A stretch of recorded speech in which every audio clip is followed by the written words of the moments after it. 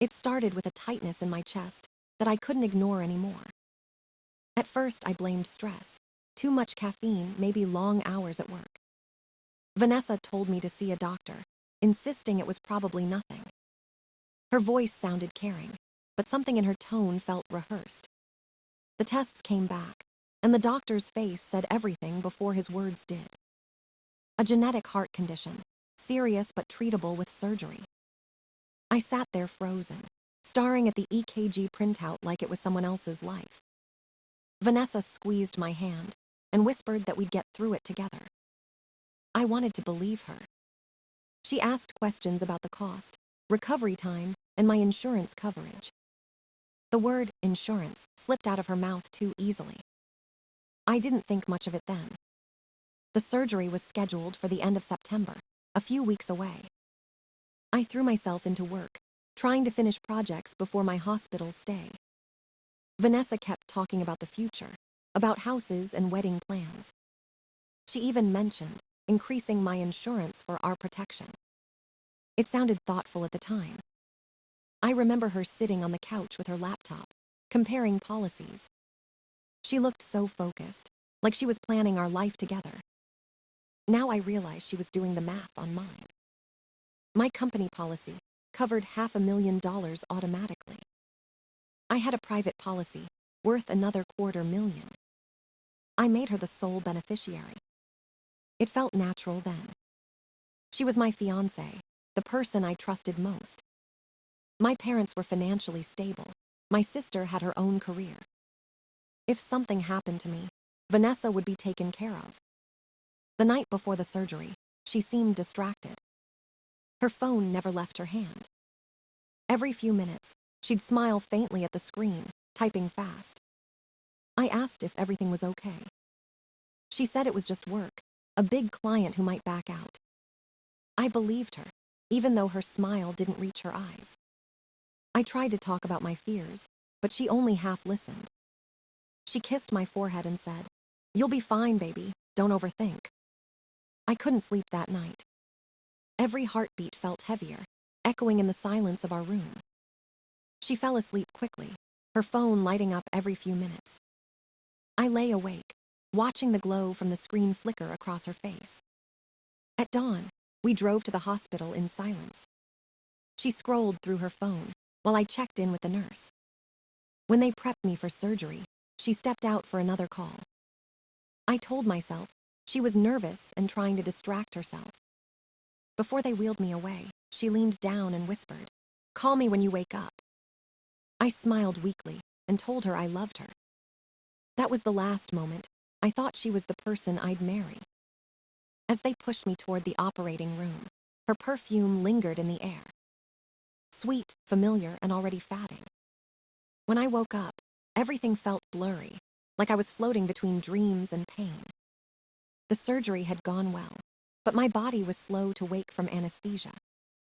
Nurses moved around me, soft voices, machines beeping somewhere far away. I reached for my phone as soon as my mind cleared enough to remember her. I wanted to tell Vanessa I made it through, that I was alive. The nurse handed me my belongings, and I opened the screen with trembling hands. Dozens of messages from Vanessa filled the screen, one after another. At first, they were sweet, exactly what I expected. "Thinking of you. Can't wait to hear your voice." Then they changed. "How long does this surgery usually take? It should be done by now. Why isn't anyone telling me anything?" Each message grew colder, sharper, more impatient. I scrolled, and my heart began to race faster than the monitor beside me. Does insurance pay out right away if something happens? I need to know if it takes a few days or weeks. I have a house closing next week. I just need to plan. My throat closed. I read it again, praying I misunderstood. But the words didn't change. She wasn't worried about me. She was calculating the timeline for my death. A wave of nausea hit me harder than the pain meds ever could. The room spun. The nurse, Claire, noticed and came closer. "Are you okay? Are you in pain?" she asked softly. I couldn't answer. I just handed her the phone. She scrolled through the messages in silence. Her expression shifted from confusion to pure disbelief. "Oh my God," she whispered. "I'm so sorry, Ethan." Tears burned behind my eyes, but I couldn't cry. Claire stayed beside me, resting a hand gently on my arm. She didn't say the usual comforting lies. She just stayed. Minutes passed, maybe hours. Every word from Vanessa replayed in my mind like a poison I couldn't flush out. Around 9 that night, I heard her voice in the hallway. Loud, demanding, impatient. "I need to see my fiancé right now." Claire looked at me, asking silently if I wanted to see her. I nodded weakly. Vanessa walked in, fake concern painted across her face. "Oh baby, thank God you're okay," she said, rushing toward me. I pulled my hand away before she could touch me. "You were worried?" I asked quietly. Her smile faltered. "Of course I was. They wouldn't tell me anything." I cut her off. Worried enough to ask how fast you'd get the life insurance money. Her face went pale. She stammered, reaching for words that wouldn't come. I was scared. I wasn't thinking. "You were thinking just fine," I said. "You were thinking in dollar signs." She tried to argue, but the words died under the weight of her guilt. Claire stepped forward, calm but firm. "This isn't the time," she said, guiding Vanessa toward the door. Vanessa tried to protest, but I turned away, staring at the wall. "Get out," I whispered. She hesitated, then left, her voice fatting down the hall. For the first time that day, I let myself cry. Not because of pain. Because the woman I loved was gone, and the truth had finally cut deeper than the surgery ever could. The morning after she left, the room felt colder, quieter than before. I stared at the ceiling, trying to believe what had happened was real. Claire came in with her calm smile and gentle hands. "Try to eat something," she said softly. I couldn't. Food tasted like dust, and every thought circled back to Vanessa's messages. Claire didn't push. She just sat beside my bed and talked about small things. Her voice steadied me more than she realized. That night, she stayed late even after her shift ended. She said paperwork kept her there, but I knew she stayed because she cared. We talked quietly about life, about mistakes, about trust. She told me she once believed people were better than they seemed. Now she was careful who she gave her heart to. Her honesty felt like oxygen. When I was discharged, she hugged me before I left. "Take care of yourself," she said. I promised I would, though I didn't know how. Back home, silence filled every corner of my apartment. Vanessa's perfume still lingered on the pillow, sweet and sickening. I turned on my phone. 20 missed calls. Dozens of texts. Apologies. Excuses. "Please, Ethan, I didn't mean it like that." I was scared. I wasn't thinking. "I love you. Don't let one mistake ruin us." Every message made me feel sicker. Love doesn't come with dollar signs attached. I blocked her number. Then I called my insurance companies, first thing Monday morning. The woman on the phone sounded surprised. "You just updated your beneficiary last month," she said. "I'm updating it again," I replied. Effective immediately. My family would now receive everything. Not Vanessa. Not the woman who measured my life in payouts. I hung up and felt lighter. Next, I called a lawyer my sister recommended. He listened in silence as I read the messages aloud. By the end, he said quietly, "You did the right thing." He helped me draft a formal letter, ending the engagement. It was direct, emotionless, final. When I signed it, it felt like closing a wound that refused to heal. Vanessa showed up at my door the next day. I didn't open. Through the peephole, I saw her crying, shouting my name. When she realized I wasn't coming out, she kicked the door. Then the knocking stopped. Her mother came the next day, eyes filled with confusion. "She told us you had a fight," she said softly. I handed her my phone and let her read the truth. Her face turned pale as she scrolled through the messages. "Oh my God," she whispered. I had no idea. I nodded. There's nothing left to say. She apologized and left, tears running down her cheeks. That night, I sat on the couch in silence. No anger. No revenge. Just exhaustion. I realized that some heartbreaks don't explode. They bleed slowly, until nothing's left to save. And for the first time in years, I was ready to stop bleeding. Weeks passed, and my body began to heal faster than my mind. The doctors were happy with my recovery, but I felt hollow inside. I tried to focus on work, but every time the phone rang, I froze. Vanessa called from different numbers, leaving long voicemails full of tears. She begged me to talk, to forgive, to remember our good years. But all I could remember was that one text message. The one that asked how fast she could get paid if I died. I deleted every message without listening to the end. Then one afternoon, the phone rang again, but this time it wasn't her. It was my insurance company. "Mr. Brooks," the agent said, "we received an unusual inquiry about your policy." My stomach dropped. Someone had called pretending to be me, asking detailed questions about payouts. The voice claimed to be my fiancée, wanting confirmation of coverage. The company flagged it as suspicious and contacted me immediately. I told them everything. About the surgery, the messages, and the breakup. The agent stayed silent for a moment, then said, "We're reporting this to fraud prevention." My hands were shaking as I hung up. Vanessa had crossed another line. It wasn't love anymore. It was obsession mixed with greed. 2 days later, I received an official email confirming her name had been added to a fraud list. She was now under investigation. Her real estate license came under review. Word spread quickly in her office. Clients backed away. Her boss suspended her pending the investigation. I didn't gloat.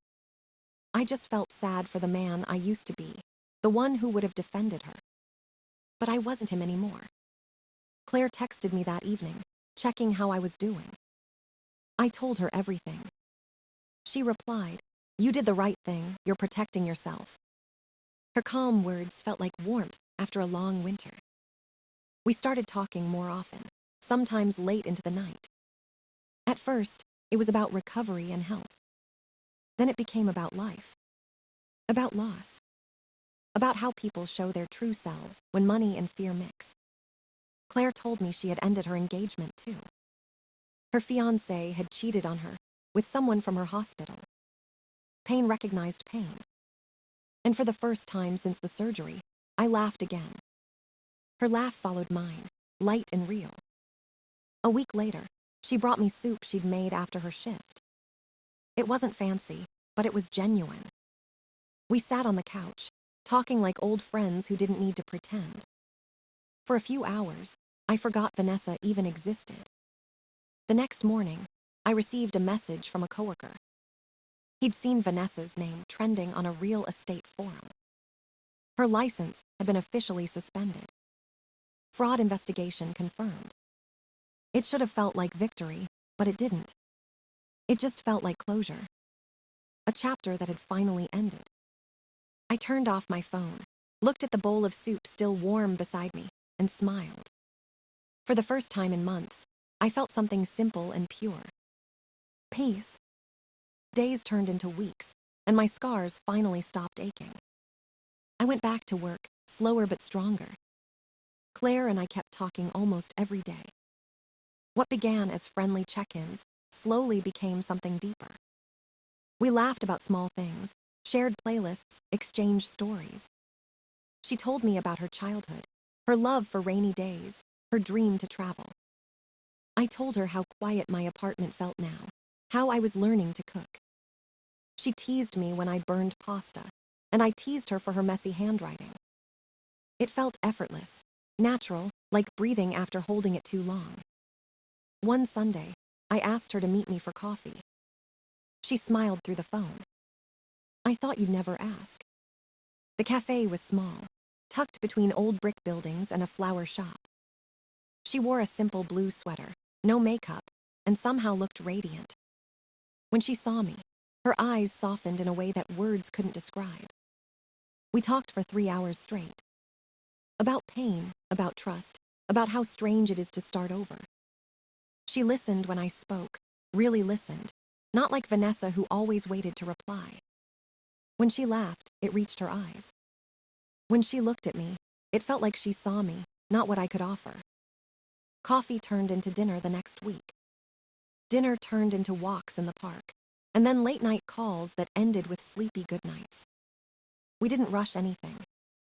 Both of us had been hurt before. But somehow, every conversation stitched something inside me back together. One evening, she came over with takeout and a bottle of wine. We watched an old movie on the couch, her head resting on my shoulder. When she fell asleep halfway through, I looked at her and realized I was smiling. Not because I had found someone new, but because I had found peace in being seen. Days passed like that, soft, quiet, honest. She made me laugh again. She reminded me that kindness still existed. That not everyone measured love in money. I started helping her fix things around her apartment. She started leaving little notes in my lunch bag. It was small, simple, perfect. When Thanksgiving came, she invited me to her family dinner. Her mom hugged me like she'd known me for years. Her dad asked if I liked football, and I said yes even though I didn't. For the first time in a long time, I felt like I belonged somewhere. A few weeks later, Claire moved in with me. We talked about it for days, careful not to move too fast. But it felt right. Every morning, she made coffee while I cooked eggs. Every night, we fell asleep holding hands. Sometimes we talked about the past, but never with bitterness. We both knew pain had brought us here, but love was what kept us. And in those quiet mornings with her smile across the table, I finally understood what peace really meant. Not the absence of noise, but the presence of something true. It had been months since I last heard Vanessa's voice. Life felt calm again, like a storm that had finally drifted away. Work was steady, my health was strong, and Claire's laughter filled every room. Then one afternoon at the grocery store, I saw her. Vanessa. She looked nothing like the woman I once loved. Her hair was messy, her eyes tired, her clothes wrinkled. She was holding a basket of discount groceries, scanning the aisles nervously. When our eyes met, she froze. Her lips parted, trembling as she whispered, "Ethan." Claire was beside me, holding my hand, smiling about something we'd just joked about. That smile faded when she noticed Vanessa. Vanessa took a hesitant step forward. "I just want to talk," she said, her voice cracking. "There's nothing left to say," I replied quietly. Tears welled in her eyes. "I made mistakes, I know that. I was scared, I lost everything." Claire squeezed my hand gently, grounding me. "You didn't lose everything," I said. "You gave it away for greed." Vanessa shook her head. "I loved you, Ethan. I really did." Claire stepped slightly in front of me, calm but firm. "Love doesn't ask how fast an insurance check clears," she said softly. Vanessa's face crumbled. People nearby pretended not to look, but the silence was heavy. She tried to speak again, but her voice broke. "I'm sorry," she whispered, tears streaming down her cheeks. "I ruined everything." I nodded slowly. "Yes, you did, but I'm done living in that ruin." We turned and walked away. Her sobs followed us down the aisle, fatting with each step. That night, she left a voicemail, crying, begging for another chance. I deleted it after 3 seconds. The next day, her parents called. They told me she had borrowed money from them under false promises. They were suing her to get it back. Her license had been officially revoked. She was driving for delivery apps to survive. I thanked them for letting me know and wished them peace. Then I changed my locks again. Claire and I stayed up late that night, drinking tea by the window. "She's gone for good," Claire said quietly. I nodded. She was gone long before today. The weeks that followed were peaceful. I focused on my work, my health, my relationship. Claire and I built something simple but real. No secrets, no hidden agendas, just two people who chose each other daily. Sometimes I'd wake up at night, thinking about those old messages. The words that once haunted me, now only reminded me of how far I'd come. I'd roll over and see Claire sleeping beside me, her breathing steady. Her hand always found mine, even in sleep. That small touch was enough to silence every ghost from the past. Vanessa had lost everything she worshipped. But I had gained something priceless. Peace, love, and the certainty that real affection can't be bought or sold. And as the morning light slipped through our window, I whispered to myself, I'm free. Months later, life felt new again. The surgery scar faded, but the lesson stayed clear. Love built on greed always collapses under its own weight. Vanessa's story ended in silence, and mine began in peace. Claire and I celebrated 6 months together with dinner at home. She cooked, I set the table, and laughter replaced everything I'd lost. We didn't need grand gestures or expensive gifts. Just honesty, warmth, and quiet mornings that felt like safety. My job thrived, my health was steady, and my heart finally rested. Sometimes, I thought of the messages that started it all. They no longer hurt, they just reminded me how far I'd come.